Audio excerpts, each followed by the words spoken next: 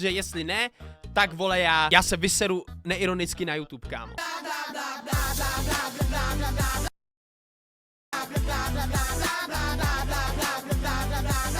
Je to joke. Kámo, je to joke. Fakt je to, kámo, moment. What the fuck? What the fuck? Aha! What?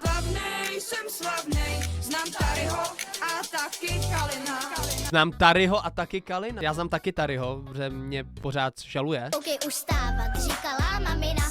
Tady máš lux a hadr s belíkem. Jo, a už je oběd, omáčka s knedlíkem. Kdo dělá ty klipy tomuhle tomu klukovi, kámo? Kdo to dělá reálně? Není tady napsáno vůbec nic, kdo mu tady tohleto. A máme tady úplně tu samou produkci, takže vlastně to je zase tady tato produkce, ta samá, co dělá vlastně Rebelky, což je nějaký to Pink Fiend, nebo tak nějak se to jmenovalo. Hudba a text Bianca Velen a Bianca Velen zároveň dělá hudbu a text i v Rebelkách. Tomtohle není love song. Kámo, tak jako upřímně vám musím říct, že Bianca Velen, kámo, by měla přestat, protože to je dost hrozný, kámo. Já si myslím, že tady tato produkce Pink Fiend se snaží jako vytvořit nový hvězdy, jo, prostě, který můžou prostě potom dávat s nima koncerty, můžou s nima dělat, já nevím, Bůh ví co, prostě vytvářet nějaký další obsah.